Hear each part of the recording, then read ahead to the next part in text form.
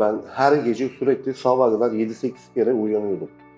Tıkanıyordum sürekli, aşırı derecede. Bir ara oturarak uyumaya başladım tıkanmamak için. Sibap verdiler bize ama bir türlü istediğim randımanı alamadım. Yetmiyordu artık bana o Sibap'ın vermiş olduğu hava bile. Çıkarttım. Sürekli horlamam vardı. Yani o kadar ki böyle duvarları aşıyor. Yani diyebilirim komşular bile rahatsız oluyor. Gece yatarken dinç yatıyordum, sabah yorgun kalkıyordum. Çözüm olarak burun ameliyatından, küçük dilimin ufaltılmasından, sipap malzemesinden, maskesi kullanmaktan bütün yolları denedim buraya kadar, buraya gelene kadar. Şimdi benim normalde bazı sağlık problemlerim vardı. Tansiyon, ritim bozukluğu, uykusuzluk, boğaz tahrişi, sürekli bademcik enfeksiyonu. Problemden önce burun ameliyatı oldum, burundan nefes alamıyorum diye.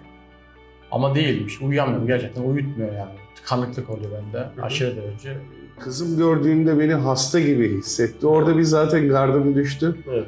Ve daha sonra da sürekli çıkıyor yani. Hani bir sürü kabloyla, cihazla kompresör basıyor yani hani. Saniye tutuyordum. 40-45 saniye kadar nefesim tamamen gidiyordu. Ya bir kere geceleri bu horlamadan da uyku bile uyumak istemiyordum. Yani aman diyordum çok geç yatayım, erken kalkayım. Kesin çözüm ve çok pratik. Taşınması etmesi kolay. Gerçekten kullandığım gün anında horlama bitti. Yani protezi yaptırdıktan sonra eşim kesinlikle yani hiçbir şekilde horlamadığımı söyledi. Yani yorgunluk ve uyku belirtileri olmuyor artık.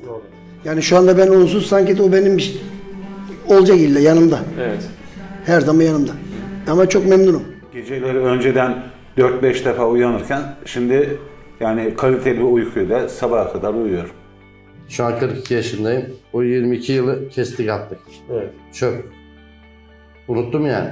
Evet. Ben böyle bir hayatın olduğunu sayenizde öğrendim. Uykusuz kalmıyorum, gözlerim yanmıyor, rahatım. Eve gittiğim zaman normalde ben saat 7-8 gibi yatardım. Şimdi 12-1'lere kadar eşimle sohbet ediyorum, çocuğumla sohbet ediyorum. Çok memnunum. İstediğim yere alıp gidebiliyorum. Evet. Taşıması kolay. Çok güzel bir aparat yani. Yataktan böyle direkt doğrularak kalkıyorum. Yani ya işte bugün demek sabah oldu gibi değil de dinç bir şekilde kalkmaya başladım. Benim problemimi %100 çözdü. Herkeste aynı mıdır bilemiyorum ama ben horlamaktan kurtuldum. Evet. Taktığım sürece kesinlikle horlamıyorum. Şu an çok iyi, şu an çok iyi durumdayım protez sayesinde. Benim vücudumdaki o ağrılar gitti, baş ağrısı bitti. Gayet deliksiz, çok da güzel uyuyorum, çok da memnunum. Teşekkür ediyorum.